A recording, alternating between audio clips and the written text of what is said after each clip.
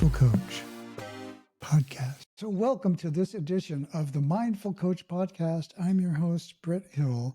And this week we have a really special guest, Owen Marcus. Owen's journey into emotional wellness and founding MELD, which is the Men's Emotional Leadership Development Organization, began unexpectedly in 1995 when he started his very first men's group. And that path led him to write a book, even appear in a documentary, and launch both a nonprofit and initiatives like Every Man and now MELD. These ventures are dedicated to helping men pursue personal growth through science-based, community-oriented practices. And over 3 decades, he's created a powerful way for men to develop relational skills using the body's natural physiological responses. So much to talk about with you, Owen. So welcome to the show. It's an honor to be here. Well, I'm just delighted to have you here to talk about your journey and specifically also the journey that is, in a way, kind of like a placeholder for men in the world trying to connect to, the issues and a better life being men in our culture, in our world. So tell us a little bit about how you wound up with that as your focus. I certainly didn't intend to. I graduated college, was traveling, ended up in Boulder, Colorado. I had a roommate that was an attorney, to given up his law practice of 8 years to move out to Boulder to learn how to be a rolfer. And rolfing is a kind of body therapy where you're getting rid of chronic stress, realigning the structure by working with the soft tissue. And Brett argued his case really well. And I said, all right. After a couple of weeks, I'll just try it. If you promise to shut up, I'll try it. And well, I got hooked. I spent 4 years in Boulder learning rolfing, learning psychosomatic therapies, learning mindfulness, everything that Boulder had to offer. I was sucking it up. And then in 1980, I moved down to Scottsdale or Phoenix, Arizona, started a rolfing practice that became an integrated medical clinic. Did a lot of things, worked with a lot of elite athletes, studies, media. And then I realized I healed a lot with myself, my body, a lot of my Asperger's, my dyslexia, my tight body, my uptightness. But my relationships really weren't where I wanted them to be, particularly, with partners or women. And I saw that I was a consistent variable and I needed to do something about it. And I thought, well, maybe, doing a men's group or something like that would be good. And, I'm not going to do that. That's weird. I go, Right. Who wants to do a men's yeah, that's group? weird stuff. I'm not doing that. How unmanly is that? Yeah, exactly. I'm not, I'm a man. I don't do that. Well, I go, well, if I have so much resistance, maybe I should look into it. And did a little training, ended up starting a men's group out of my clinic. It was mediocre, but it was enough to get me intrigued. I left Phoenix, moved to Northern California for a year, helped start the first real men's group in Sonoma and Napa County. That was a great group. That inspired me. Moved to North Idaho. I did a few little groups. And then 20 years ago, almost to this day, I redesigned the model for men's groups and with that men's work based on mindfulness, somatic mindfulness, the connection of the body and emotions, all the things I sort of studied and was using in my clinic, I adapted to, working with men. And I go, I don't know if other guys are going to go for this. They did. And that group is still going strong today. We've had over 500 guys in that group. Wow, we have currently over 60 guys in the group. We have 5 groups, and I'm in a Zoom group for some of the expats. And we've had a film done on us and many more things happen out of that, including 3 businesses. And over those 20 years, I've really honed this model of how to work with men and teach them, but really give them back the skills that are buried in them or that they should have had taught to them and never had taught to them. Wow. So, excuse me. So I have 2 questions that come up for me. One is like, you started off and you said, well, I wasn't very good, but then you kept doing it. It's like, was there some point where you felt like this is really valuable and I need to up my game here and do more? What was it that kind of, helped you come to the conclusion that, yeah, I want to keep doing this and I want to do more of it? Uh, when I started this other group 20 years ago, I invited 11 guys. They all said yes. And I said, wow, I got to show up. And I did. And they kept on showing up. So I kept on developing processes and models and everything else. And they just soaked it up. And, I started training guys. And after, I don't know, 5 years or so, the word got out and people were coming to us, or really me, and going, can you train me? Can you train my group? And so I started Mm. traveling throughout North America and training guys. And then I go, well, I guess there's a business here. So I started a part-time business, and then I was a co-founder in Everyman, started that business and developed all the trainings, led all the trainings, and that was my part of the business. And the business went sideways, so I just took all my material and all my men, my key guys, and left and started this new company just over a year ago. I see. Okay. So how's that going? Great. In one way, we're starting over because it's a new company, and we had a lot of publicity that we got from the work I created. Mm-hmm. So I don't have that directly associated with this new company, but I have a I personal see. reputation and a lot of contacts with Yeah. And a a lot of, lot of the top therapists in the country that are sending us people. well, that helps. Yeah, it does. So, how is it then that the work that you're doing, you're saying it's like physiologically informed, and so what does that mean? Like, how is that different than like some other kind of support group? Well, there's a lot of kinds of support groups, and I've volunteered over the decades of doing all the things I have done and spoken at them. And then we got the 12-step groups. So what's unique is that, we create, in terms of groups, an emotionally safe space, which is like the basic requirement. And then we work with and we help train men to work with this model of getting connected to their somatic experience. This is where the mindfulness comes in, So, particularly what is somatic just for our mindfulness. listeners? What does somatic experience mean? So we know what mindfulness is. If you're listening Yeah. to this podcast, and somatic, comes from the root soma, which means body. So anything oriented to the body.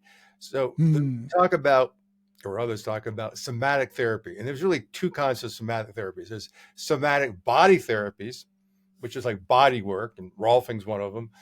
And then Hmm. there's somatic psychotherapies like Hakomi, somatic experience, and Yeah. many others that are really taken off in the last 5 years. So anything associated with the body, and they all sort of make the body mind or body emotional connection. The body mind body emotional connection. So let's fill that in a little bit. What how is it that, like, okay, I've got a body part and it's feeling a certain way? How's that connected to emotions? Um, we've been trained in this culture thanks to the Catholic Church, this whole sort of dualistic model that, I think, therefore I am, and that, our existence is a mental cognitive phenomena. That's part of it, but Mm-hmm. it's not all of it. And so what we're working with, I think, in mindfulness in general, particularly with what we do with men, is getting them connected to what their body's experiencing. So Stephen Porges, who Mm-hmm. we had on our program, and he's the man that developed polyvagal theory. Sounds real Yeah. complicated, but essentially what it means is this big nerve, the vagus nerve, which is the 10th cranial nerve, the biggest nerve in our body. 80% of the nerve flow goes this way, from your gut to your head, or really from your Mm-hmm. body, your heart, your lungs, your throat, your face, and into your brain. And so what that essentially means is that what he calls neuroception, that we start to feel our body and what our body's response is, and either unconsciously or consciously, it's telling us, first, are we safe? That's the first thing Right. it's telling us, and telling other people, because they're reading our nonverbals. So we're Yes, having this exactly. nonverbal rapport without often even knowing about it. So as you become more mindful, you actually become more aware of your neuroception. What's your body saying? And so, one of the big things was sort of a joke when I had my clinic, was guys would come in, they go, oh, my back hurts. I go, yeah, I know your back's tight. But that's going to be easy. It's your I'm a neck and your rolfer. Yeah, shoulders. that's the Oh, easy stuff. it doesn't bother me. Oh, it doesn't bother me. So after a few sessions, their back is like, oh, my back hasn't been this good in 20 or 30 years. Wow, wow. But you got to work on my neck and my shoulders. It's killing me. And I go, do you remember what I said in the beginning? How they were tightening? Yeah. Well, here's the deal. They were chronically tight from stress, from you holding them up, and they were so tight, you were disconnected from it. You were Mm-hmm. disassociated.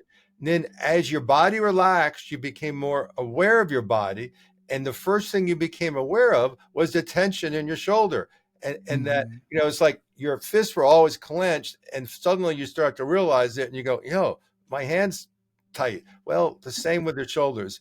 And then I said, this is good. You go, good? Yes, it's good. Because negative feedback, because you're going to teach yourself the only way you're not going to feel tightness or pain in your shoulders is to learn to relax them, which means you're going to be relaxing your whole body. Mm-hmm. Mm-hmm.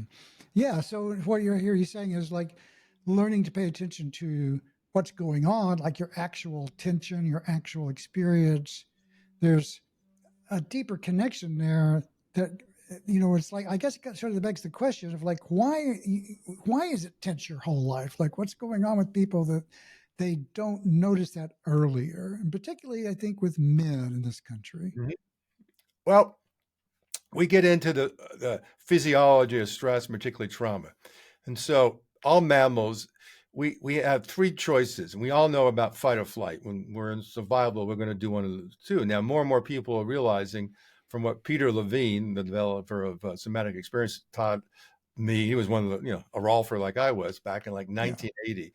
I'll never forget the day that he was teaching us that there's a third option. And so when a mammal can't fight or fight or flee, they freeze. And so when I had Mm-hmm. my house in the woods of North Idaho, I had a meadow out in front of my house, and there'd be deer there. And then, so if one of the local cougars came down and took down a deer, but wasn't hungry and didn't want to eat the deer, it would leave. And a few minutes later, the deer would stand up, tremble, literally shake off the stress or trauma and run away.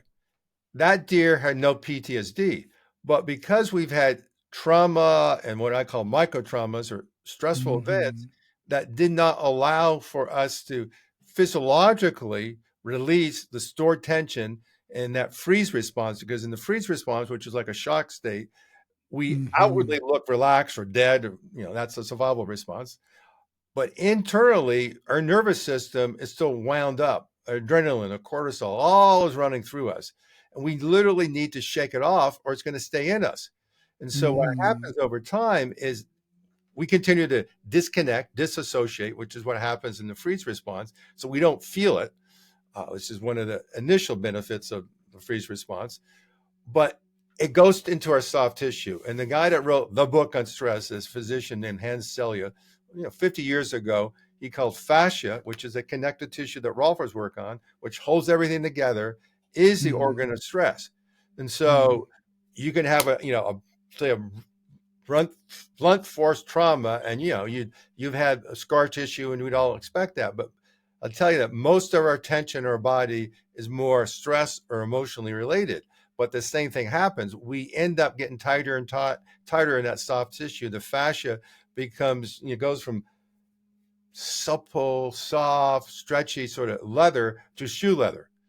Mm-hmm. And we literally store our emotions in our body. Now, we have a certain mental analog with it, but when the body starts to release its hold, it starts to release the charge and the emotion, and it could go the other way. We really have a true emotion release. We're going to have a physiological change, and so that's Mm-hmm. the interface that we work with men, is changing that chronic response. So we get rid of some of the chronic stress, but we also teach that body and that man to not replicate it. So under a stressful situation, how to stay present, how to stay relaxed so that they're able to connect with people and with that feel safe.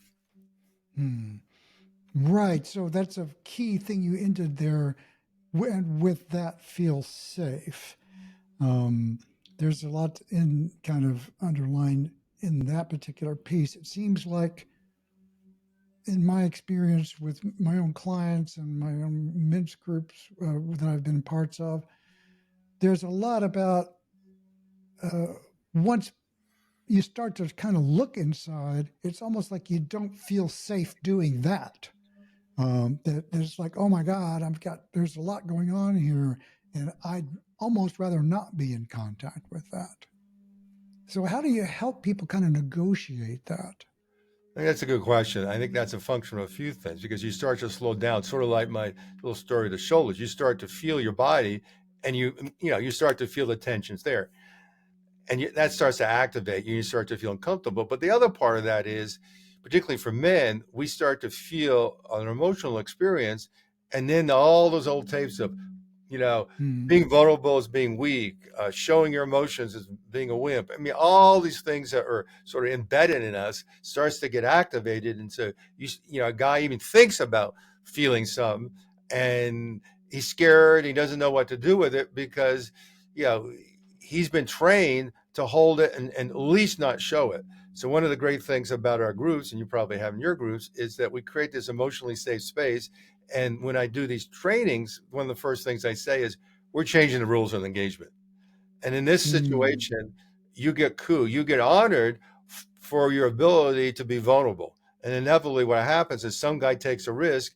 He shows everyone that, oh, it's okay to be vulnerable. And then they all start being vulnerable. And then some of them get competitive. Oh, I can be more vulnerable. Right. Right. And that becomes a new identity in a way. It's kind of like, I'm the Exactly. most vulnerable guy in the room. Let me Yeah, just. yeah. I'm tougher than you because I can be more Yeah, vulnerable. that's right. I'm going to take you down with my vulnerability. It almost gets like that, and guys get really supportive, and then we make it safe. They see it safe, and then a guy says something, and he says, well, that was just like me and my father, and that brings something up. So you get the reciprocal of what we have out there of shutting everything down to guys start talking, it starts really opening things up. And they feel their bodies, they feel their emotions, and they feel their connections, all the three things that generally as men we do not have. So how do you get guys? How is it that guys come to you and they're interested in this? Because, like you say, the stereotypical kind of meme for men is kind of like, quell your emotions, don't show weakness, take no prisoners, be the Superman, persevere.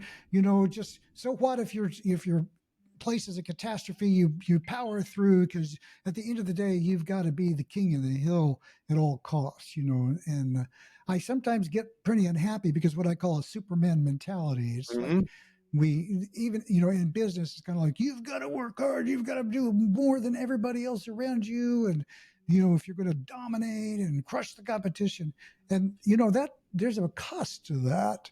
And then the flip of that is like, well, I don't want to be a, put, to use the popular vernacular these days, a snowflake, and like kind of like cower every time I have a feeling. Or and so there's this, neither one of those are clearly obviously healthy models, but that's kind of what's rattling around out there, it seems like. You're right. Yeah, right on with that. We got the hyper and hypo masculine model, and it's we're set up in a duality, which in any duality, it's a no win or a catch 22 situation.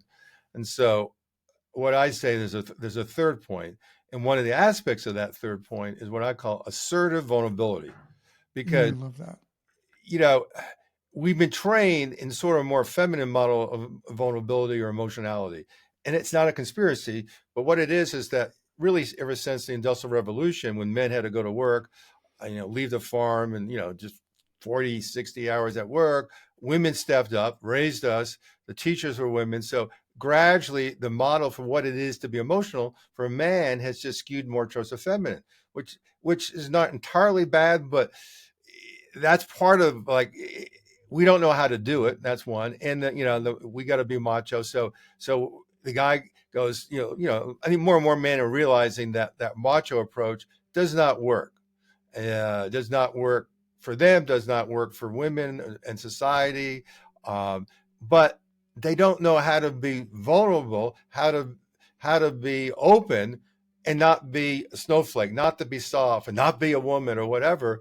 And because we have not ever seen men in this culture, with a few exceptions, behaving in this way. And our model for generations has been by default this more macho model, but more and more guys are waking up, and they're coming to us either intentionally or consequently saying, there has to be a better way. Can you help me, learn something that was never taught to me?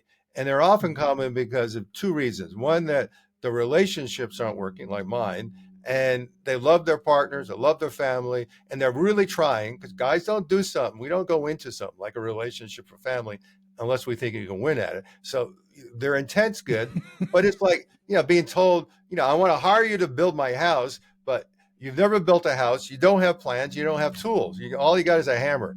And you're not going to do too good of a job.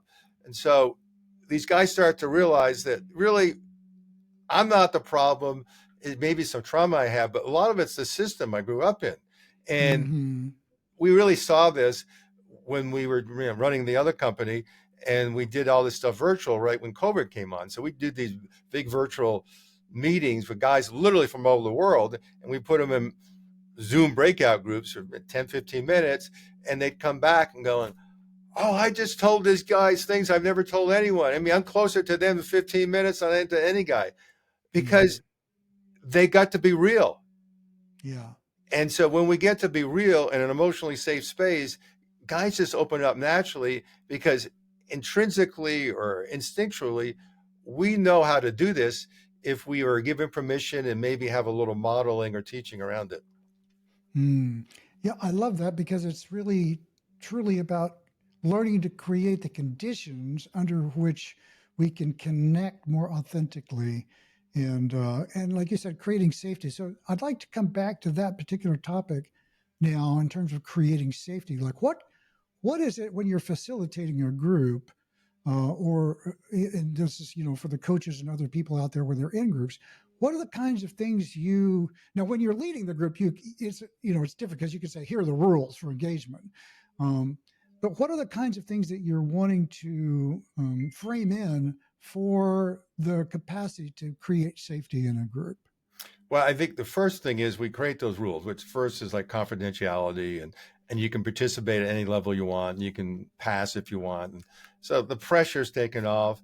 And then the next thing is, and particularly if it's like a new group or training, I or one of the facilitators will model vulnerability. So we right out of the gate, we say something that is authentic, vulnerable, that we would normally not say, that these guys can feel is a stress for us.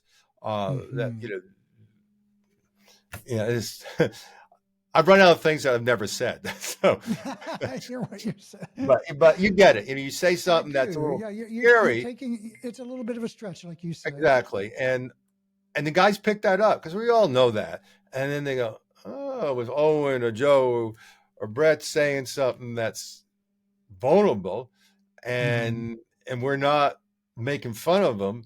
Well, maybe it's safe.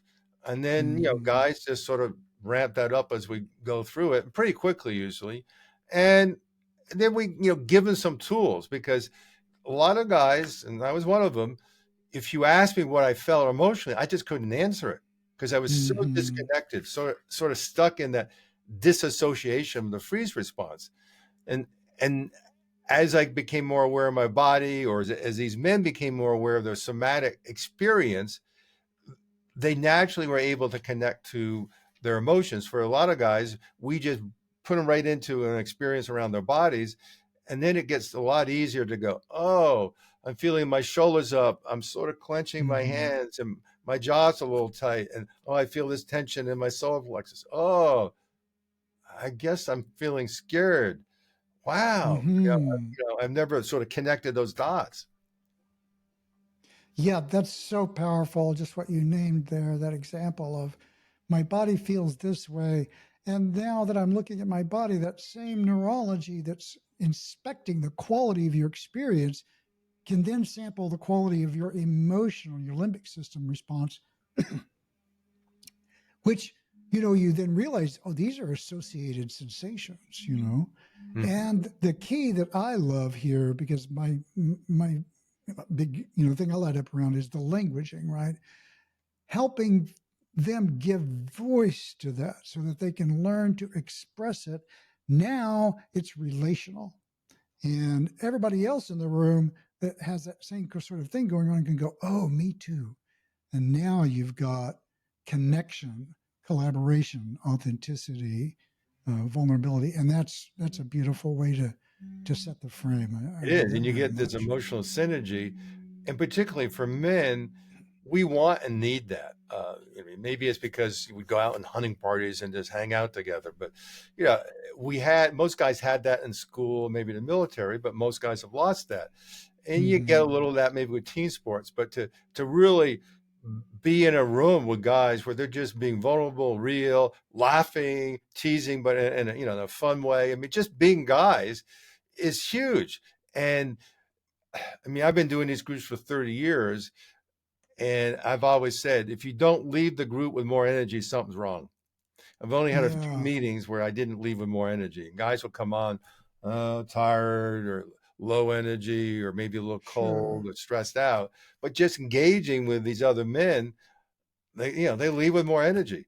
And there was probably still is, the joke in my group I started in Idaho, which was a small town, and so I'd run into women that had men in the group that I didn't know, but they knew me, and they start really thanking me for how their husbands changed. And the joke Mm. was, well, it was the best night for sex because these guys would come home Right. and they were Suddenly the present. energies. Yeah. Yeah, they were like, yeah, they were everything. They were like, they were open, they were present, they were attractive, and their girlfriends, wives were saying, "That's the guy I fell in love with. That's the guy I Mm-hmm. want." Um, Mm. and yeah, we just don't have places to have that experience and let alone develop it.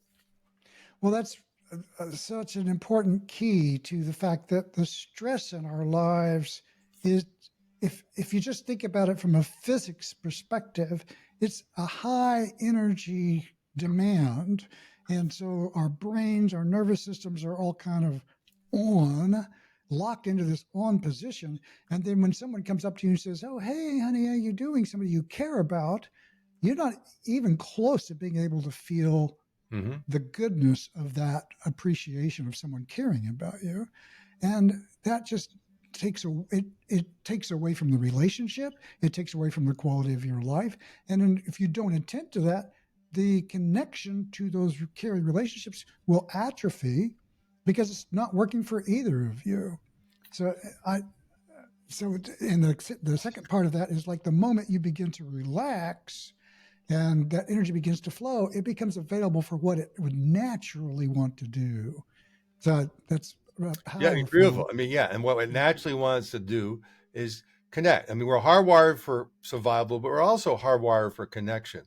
that's right. And Yeah. my partner is a couples therapist. We do intensives, retreats. We're doing one in Costa Rica in a month. And, so we work with couples and I particularly work with the guys around what you just said is getting them down regulated, often by cheating, by getting them connected to their bodies. And, one of the things we'll often do is we do a little teaching and the couples go off and do a little exercise. And inevitably, with a lot of the guys, he's really trying to communicate around this exercise. And you could just see and feel that the partner, the woman, or maybe a guy, the partner is getting more and Right. more tense. And he's picking that up and he's getting more tense, which makes him even worse. And so I sit next to John. I go, "Hey, John, can I help you?" He goes, "Yeah, yeah, please help me." And so what I do, when John he wants me to help him, I just sort of start to feel what he's feeling and not speaking. And I start to communicate to his partner for like a minute, these emotional expressions. And she often starts to cry and his eyes open Because up and his jaw drops because he goes, "Yeah, that's what I'm feeling." I go, "Yeah, John, you're feeling it, but here's the deal: you're not speaking it. You know it, but you don't know it somatically. You don't know it emotionally. And this is the problem I had. You're using emotional words, but when you really listen to it, what you're doing is you're analyzing, suggesting, yes. judging, telling it. It might sound like you're being emotional, but you're not, and Hmm. you can't create connection without an emotional expression that comes from an emotional experience." so spot on in terms of the way that sometimes I lecture or teach about what are you connected to. And so when you're connected to your feeling and you speak from that place, then you come across authentically. But if you're connected to, well, I think I'm kind of angry, but I'm not really sure. You know, it could be angry about this, but you're not connected to your anger. You're reporting about something, and it's just another abstraction at that point. When you really connect to it, it comes across completely different. Says, yeah, yeah, I think I'm kind of angry, you know, and it just changes everything. And then people can connect with you in a real way because you're being more fully embodied. But it's such powerful work, and particularly for men who are uncomfortable with that, and they need guidance and support. So I like it. You said, "Can I help you here?" Because I was that guy. So I know how hard it is. And I know he loves her. And I know he's trying. But again, he just was never given the tools and never seen any guy do it. Yeah, and where do you go? Where is, emotions for men 101 in the culture? We're taught to compete, to dominate, to own, to be conquerors and not collaborators. And the truth is, we want a little bit of both, and we want to be able to kind of switch hit so we can put in the role that we wish to be in and be comfortable with that. And that's really challenging in this world. So we talked a little bit about a common denominator that we both had back in the day in Boulder, because I lived in Boulder too, and I think we crossed some of the same paths probably many times. And one of them was your experience with Hakomi and Ron Kurtz. So I wanted to talk about that a little bit because it's something we have in common, and because it's about somatic work. Now, if I got your story right, you had also been doing Rolfing in the same city, which is for those of you who haven't been involved with or know about Rolfing, it was really powerful, you know, hands-on massage type of technique. I don't want to say it was massage because it was more than that, but it was hands-on work with the fascia. And I loved what you said earlier that the fascia is the organ of anxiety. And fascia, for those of you that may not know, are like the connective tissues around the muscles and the rest of our organs that kind of, keep things lubricating, keep things sliding, and it can get, like you mentioned, kind of like tight and not flexible, and that literally leads to inflexibility physically, but it's also, because we're organic systems, can lead to kind of congestion in the emotions and in the mind even. That's the way I understand it, and from my work I would totally believe that's true, which is kind of a long-winded way to say you were in there. That was your pre-staging for getting involved with to some degree with Ron Kurtz and Hakomi back in the day.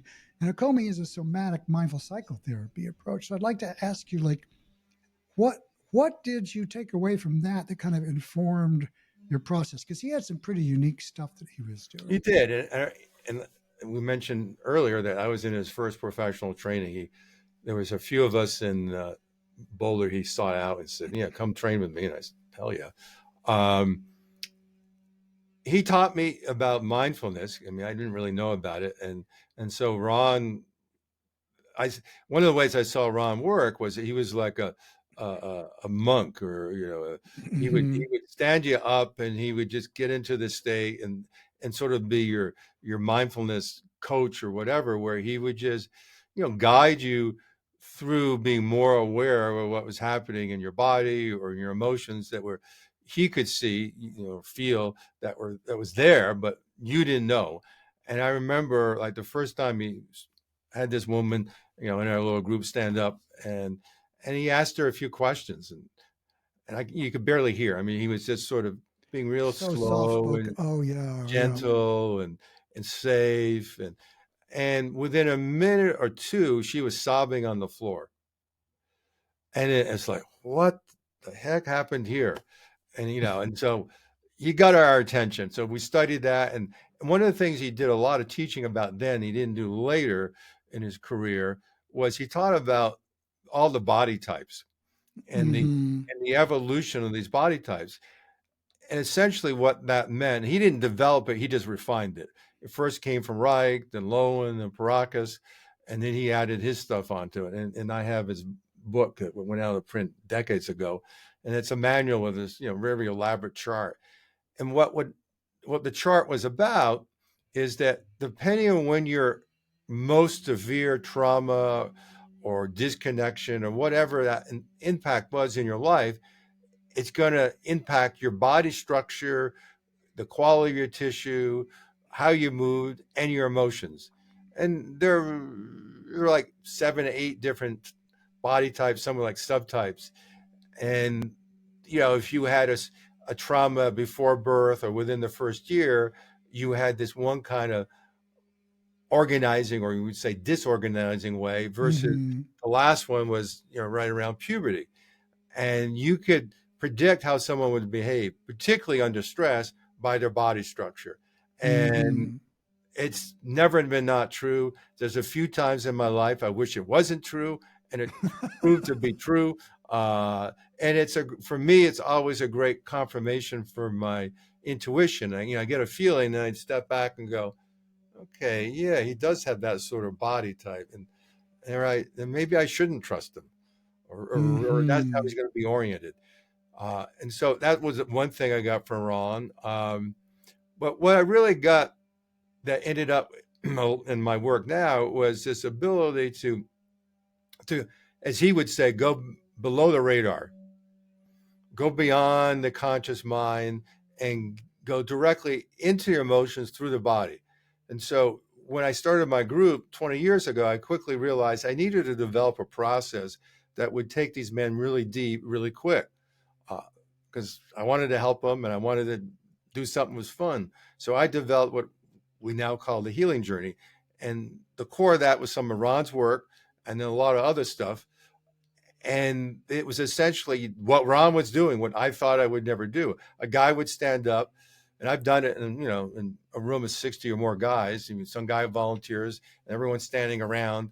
And I ask him a few questions, and then he's crying or he's angry, and he's working out the trauma he didn't get to work out or experience. In other words, my little story of the deer, that when the deer got to run away or shake it off and run away, there was no PTSD. But say in this case, we're working with this man, maybe he's 7 years old, some kids beat him up, and he froze because that was Mm-hmm. really the only thing he could do. And it worked and it survived. But that trauma became a seed for many other things and a lot of other symptoms that he's probably trying to deal with, but not really able to deal with. So we take him back to that incident. And in this situation, he gets to do what he couldn't have done as a kid. He gets to Yes. fight, and with pillows or whatever, he's fighting some guys, and he gets to physiologically, emotionally, verbally, relationally work this out throughout his body and his psyche, where that seed that was sort of dormant of having this ability to survive through a fight or flight, which is really taking action, he gets to do that. Right. And that, Um, we've had guys where we've done that thing. Maybe it was a 20, 30-minute process, and it was life changing. And they've come back yeah. years later saying that, and I forget what it was because I've done so many of them, but they, of course, didn't. What you did for me in that experience has changed my life. And let me tell you what it's done. That's beautiful. Ron Kurtz used to call something like that the missing experience. And he would also talk about it. And this is something I learned from lots of different trauma people, that a big part of trauma. Now, I want to be clear for people who are listening that trauma is not your typical sort of emotional woundedness. Trauma is a deeper wound than that. And so, but often, and he told these amazing stories about how trauma would happen to people. Um, but they almost all involve not being able to complete Mm-hmm. the natural organic action that would want to occur. So you get held down while someone beats you up, or you're in a car wreck and you can't move while somebody next to you passes away. And these things can leave very deep marks on people because you are inhibited in some way from moving through what would naturally happen, like running up and getting away, or going to get help. And no one coming to help you. Those are the kinds of things that can help a trauma not happen in the exact same circumstances. So helping people through those experiences is exceptionally powerful work. Yeah, That's and that amazing. sometimes it happened organically in the rolfing session, Mm, or sometimes, like with me, it happened in like the third to my ninth month after my rolfing. I mean, I did have micros of those as my body let go, but you know, that's the freeze response. We stay in that freeze response. We stay disassociated. We're frozen in inaction, but the stress is still there, and then it gets stored in our body, and yeah. we can't understand where we're tight. Like one quick little story. I had many decades ago, a gentleman that was in special forces who was leading his platoon into an ambush, a village behind enemy lines, and they got ambushed. Oh, wow. And he had this chronic hip problem that no one could fix. So I'm working on his adductors, which is the upper muscles on the inside of legs, and he starts to have his trauma released, Yeah. shaking, crying, trembling, moaning, everything. Comes back next week, hip is completely fine, always it stays fine, and he tells me this story that he's, you know, going to get ambushed this village, and they get ambushed, and he had to break the neck of a 12-year-old boy, Oh, my God. That's but he horrible. couldn't deal with it because he had to take care of his men and do everything else. So it stayed in his body and actually went into his, adductors, and then went into his hip. And until it got released, he had these chronic hip problems. It's like, I teased him beforehand. It was like your leg or your hip was in there backwards. And after the Mm, emotional charge got to release, after, as you said, you got to complete it, it was done. wow. Yeah. So after he got to complete that, so this, I mean, I'm imagining that the 12-year-old was like part of the assault, like it was a life-threatening scenario, and he had to like protect himself, and Yes. so he really, oh my gosh, yeah, what a horrible situation to be in. Yeah. That's And, that's and, just, and and many of us have been in horrible situations, but most of us have had micro situations. So you can have a minor situation that gets repeated and have the same or more trauma from it than one incident. And so often, mm-hmm. guys think, nothing much happened, because we've worked with special ops guys, and and everyone knows that they've seen trauma, they've given it, received it, all that, and they'll often say to the other guys, you know, just because you weren't in combat doesn't mean you weren't traumatized. Mm-hmm. And sometimes the biggest traumas are the ones that are the subtlest. And now Mm-hmm. with attachment theory, we often talk about the trauma of not having connection. We don't think about Yeah, that, but when you don't have secure attachment or connection, that is stressful or traumatic. And your body yeah. and your mind or your emotions adjust to that. And you do what you have to as a kid, but then you keep doing it. And that's the limitation of it.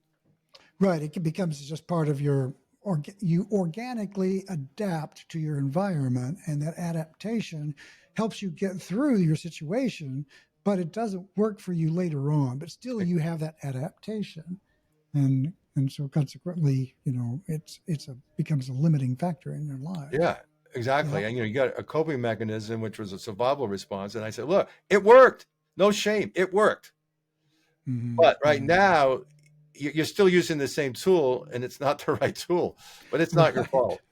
Yeah, I tell that to myself and other people as well. It's kind of like whatever you did to get through your crappy childhood or your stressful situation, you got through. And the fact that you're talking to me now and that you still have this part of you that wants to be a good person, a whole person in the world, shows that you got through relatively intact, that this good part of you is still alive and wants to thrive. And so, yay. Now it's a matter of, how do I reinform, update the files, as a computer way to say it, to kind of like say, hey, I've got a new system scenario now. But their nervous system just associates certain stimulus with certain experiences, whether you like it to or not, because that's what the nervous system does. And so consequently, you wind up with inappropriate responses to current stimuli based on past learning. It's a pretty powerful sets of understanding there. So let me ask you this: it's like whenever the men who come to your group, what are the kinds of resistances that you might encounter, and how do you kind of help them, or do you kind of help them kind of like learn to do this more authentic turning inward? Well, part of what we've done is that we sort of give them a model, because as guys, if we have an intellectual model that accommodates these new experiences, it makes it easier and safer. So we use what I call the SOMAware model, which I created, which is essentially a emotional physiological model, and a lot of it comes from the polyvagal theory. And so they Mm-hmm. go, "Oh, okay, that makes sense." And sort of like we're saying now, yeah, oh, okay, I've had stress and trauma, and it's gone into my body, and and that physiology affects my emotions, and all right, that all makes sense. So that just sort of loosens them up. It sort of tenderizes them. And then we just start really slow and gentle, often with a somatic meditation. And Mm. I'm often surprised how powerful that can be for some men. And I'll somatic do it. meditation meaning like notice what it feels like. What do your feet feel like on the floor? What's it like for you to breathe? Exactly. Like those, yeah. Or a body scan, just, slowly walking through their body. Because one of the things I've done over the years was I had another business and a partner in this business. We were the John Kabat-Zinn's first company ever doing his course, which is the mindfulness-based stress reduction course. And yeah, it was hugely successful, and it was down Yeah, in Phoenix. huge. It's the gold. It's the I mean, gold my partner standard. still, Yeah. ex-partner, still doing it. We didn't make a lot of money on it, but we helped a lot of people, and we were getting a lot of referrals from the hospitals and doctors that were saying, "Look, we can't help you, but these guys can." Mm. And it was really slowly getting them aware of the body. And one of the geniuses of John was it was like a 45-minute tape. And back then it was cassette tapes that had to listen to. And it was 8 weeks, but for at least 4 or 6 weeks, it was a body scan. So all they Mm. were doing was just listening to my voice or his voice, talking through the body. Really Mm. simple, really passive, but I was surprised at how powerful it was for these people, because as they got connected to the body, they downregulate, their emotions would come up. I remember I had one guy who was a VP for a big company in uh,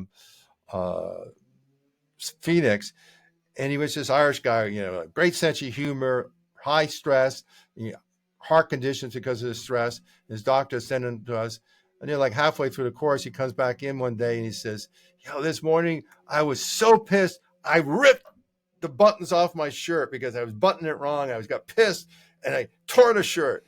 Wow. And I said, "Great." And he went, What? Great?" I said, "Yeah, John, you've been holding that anger, that stress and frustration in you and your body for years. That's why you're Mm. hypertensive.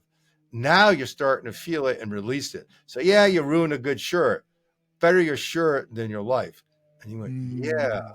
And that was like the turnaround for him. And so, particularly with guys, giving them some kind of experience of that connection of their body and their emotion is always a door opening experience. Yeah, that sounds really powerful because the disconnect is so huge that just the fact that you invite people to do that is a neurological invitation to for the brain to kind of like to rediscover what it used to know. Because as children, we're all pretty somatic. We're all pretty hardwired to that. But we get talked out of it or injured out of it. I know myself, I had to get pretty hardcore because I grew up in a pretty tough world where I could be beat up and Mm. people could abuse you, and you were kind of at risk all the time of running into the wrong people. And so you learn to kind of be hyper vigilant, and you kind of bulk up because you might have to fight your way out of something. It was tough, and it leads to a level of kind of disconnection, because it wasn't until I was in college that I realized I was hyper vigilant about just walking down the street. I noticed one day I was like, because I had taken karate, and I noticed that this guy was coming down the sidewalk on a bicycle, just minding his own business. But in my mind, I'm like, okay, I need to be over here because if this happens, then I can throw him this way. And it's like, and I'm organizing around a conflict that's completely imaginary. And I thought, I don't want to live like that. You know, I don't want to be in a world of imagining every passerby as a fight. And, and that was a big turning point for me. Yeah, that would be. And, and yeah, you probably felt a connection to your body and you realized that as you said, out of your survival necessity, you had to see everything as a threat. Yeah. Yeah. And that worked. I managed to live and get out of there. And Yeah. it was helpful because after a certain point in time, that wasn't an issue. But I was still living in that world, even though I wasn't there anymore. Yeah, sometimes I like to think about what if, particularly for men, but in the culture, what if we grew up in a culture where we had each other's backs Hmm. instead of teaching each other to be at each other's throats? You know what I mean? It's like it really. I have somatic sadness about just speaking that. I'm like, God, what a huge missed opportunity. So I just appreciate the work that you're doing so much and the people that you're helping, and just what's next for you? How can people reach you, and what's your vision of where you're going with this work? Well, yeah, like I said, I didn't think this would be my mission, but it certainly is now. It found me. I didn't find what it. what did you think was going to be your mission? Well, I had a very successful clinic and rolfing practice, and then, you know, I thought that was because I felt really fortunate. I fell into that at an early age, really loved it. Went home every night, really appreciative of what I was doing because it was making a huge difference in people's lives. So I thought that was it. And I thought, you know, I had it. Well, this sort of grabbed me and it just keeps sucking me in, which is great. So what we're doing with MELD, and it's, MELD.community, is, we're really changing the model of, you could say, masculinity. That's a word I don't usually use, and the culture uses, or media and academia does, but guys don't use that word. But really, what it is to be a man, and we're Hmm. giving men tools that they never had, and without a model, and giving men an opportunity to support each other, to have each other's backs, because guys will come to our experiences or groups because they have a challenge, an issue, maybe a relationship, or they want to, change their purpose, or do what's next in their life, and they get the traction with that, but they stay in their group or maybe with us because they want to keep connecting. They're really tight with these guys, and they realize that showing up for this group every week is a contribution that they get to give to other men that they don't have that opportunity in any other place in their life. Just being real and Hmm. authentic is a contribution for someone else. So that's Hmm. huge. And no, and I didn't realize that too in the beginning. So to support all that, and to really further propagate this whole mind body connection, and just give people in general that awareness and those tools to really use our stress physiology, not as a way that harms us, but as a way that heals us and connects us. And, you know, sort of get out of our battles that we have of dualities and disconnections, and he's right, or he's wrong, I'm right, and getting people just more connected on a more fundamental level. And what I had a teacher once say, that the ultimate battle we have is between the sexes, and maybe that's true. That we when we can start to connect to ourselves and connect to the people close to us, as you said, like have our backs, so many of these other problems start to dissolve away. And so we get guys in our trainings or groups from all different ages, professions, educations, political, religious orientations, and none of that comes up. None of it matters. We don't have those discussions. We're just guys. And Hmm. yeah, if we could have all that in our communities, we wouldn't have all the strife that we have. And it wouldn't be so easy for media or anyone else to propagate further disconnections because we would be connected. Yeah, yeah, and that's so powerful what you just said there. That it becomes once you discover the power and authenticity of authentic connection, that other people, it becomes something you defend. It's kind of like, I'm not going to let people take away the value of that, because this is the real deal. This is what matters. This is what's true. So that's really important, because there are a lot of forces in the world that would that seem to encourage us to kind of be less caring and be a little meaner.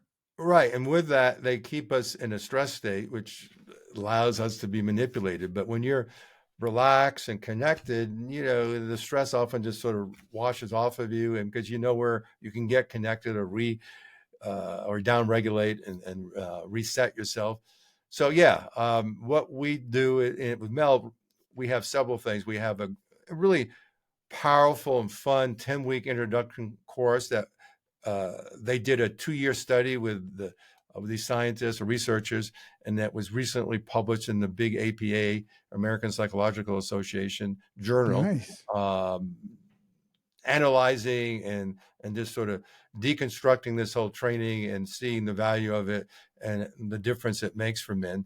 So that's a great introduction with guys to get into some of the things that we talked about. And guys are amazed at how easy and how much fun that is. And that's a 10-week course that I first designed 10 years ago, but I don't lead. And the guy that leads it is actually better at it than I would be. And then I have a 12-week small, intense, deep dive group coaching that I do. It's a unique method that I developed that has been proven to be real powerful. And guys really get the power of my coaching, which is always more powerful in a group. And both my Mm-hmm. other groups are just peer to peer. So it's a different kind of setup. And then we have our what we call Prime Retreat, which is this retreat I first developed probably 8 years ago. That I've done just short of 20 of them all over Wow. North America, and it's what I realized in all my work with people. There's a general arc of change, and it can Mm-hmm. show up in like one of these healing journeys in the course of 20 minutes, or it can show up over a course of a couple of years. But there's a natural progression that I think it's intrinsic in all of us. So I sort of extracted that out, and what I do, or what we do, is we go through that progression. We learn one step, we teach a little, we demo it, and then you're there with two other guys and you work on each other, and one after another. And it's this natural progression. And we do that over a course of a long weekend. And it's life changing Nice. for some guys because they Yes, get yeah, I to can not only imagine get so. this healing, but they realize that in using this technology, they can have this impact on someone else. Plus, they get really Mm. connected because it's such an authentic experience, and it's in a Mm. natural or beautiful and comfortable setting. And then guys go, "Hey, yeah, I want to take this work to my community and do a group, or I want to study this more." And so we have a professional training that when we teach coaches. So we have a Nice. little of everything. And then, yes, because we started with groups, we support men in developing what they need to have a successful group. So we have a free membership and free things that we give guys to help them with a group. And yeah, and we got guys that have been in groups that I helped start directly, indirectly, for as long as I've been doing these things. And I Mm. had a guy I spoke to a couple hours ago that did some of my trainings. It was life changing for him, and he um, he had a startup. He did a $10 million fundraise for that startup. His clients were things like companies like Apple, and he said what he learned from me ended up changing his life. I Mm. won't go into all the ways of how, but Beautiful. that it And helped him be more successful. yeah, and now he teaches or coaches guys, and other startup entrepreneurs, and shows them what you were saying before about it's not about how hard or how fast or how much you can go, because he gives his stories of how he was his worst enemy, all the mistakes he made in his business because he was stressed out, he was scared, all the things that he wouldn't be now, but he had no support, and he worked hard. He's a bright guy, but he was sabotaging himself, and he Yeah. now helps guys not do that. Uh, but again, Beautiful. he didn't have that training, but he Yeah. wants to have men have that training. And so, that's a super powerful way to like take the work that you've done on yourself And that translates into the organizations that you're part of. And then that therefore helps the people that are part of that. And in that way it gets amplified and spread. So this is the way we save the world in a way. It's kind of like helping people in powerful ways. It's one of the reasons I do this podcast, is to help people hear about this work, like the work that you're doing. And many of the coaches that we interview are doing powerful work, touching people one person at a time, leading to a giant thing. Sometimes I say, together we are a mighty force, and that's one of the things that I really want to leave people with, is there's a lot of powerful work going on, and we need that work now more than ever in these crazy times. So I just wanted to say thank you, Owen, for showing up and being a part of this the work of helping people become better people, and specific focus on men's issues. Really powerful, and kudos for all the success that you've had, and the many people that you've helped along the way. So we will put all your notes into all these connections and links into the show notes so that people can reach out to you. And so just one final question is, like, if some guy is out there listening and what would you say, like, how can you begin to really come to terms with the impact of the messaging about, you've got to be the dominant paradigm everywhere you go, and you realize that that's just kind of crushing you? What's a takeaway for that person? That you're good enough. We did a study, a big study several years ago, with the guys, in our network, and what the researcher found was the most consistent thing, and pretty much with every guy, was that, and I can relate to this, that we don't feel good enough, which is one reason that we work so hard, and we're spinning our wheels. And so that you're good enough, and the other one is that you're not alone, or you don't need to be alone. Like I said, with COVID, and we get these guys coming on from all over the world, realizing that they weren't the only one. That because guys start saying their experience, and then they realize, oh, me too. So we hold on to this. So you're good enough, and you're not alone, and you don't, and go get some help, and you can turn it around. I mean, you're hardwired. Not only are you to survive and connect, but you're hardwired to heal. And with the right support, your body has the intelligence to be able to do that. Love that very much. So thank you, Owen. It's great talking to you. So people, reach out to him, find out about his work, connect, go to the retreat. It's going to be amazing. And then if you're interested in, tips and tricks and insights and practices of mindful communication, go over to themindfulcoach.com and check out my new offering over there as well. So thanks once again. It's been great talking to you. The Mindful Coach Podcast is a service of the Mindful Coach Association.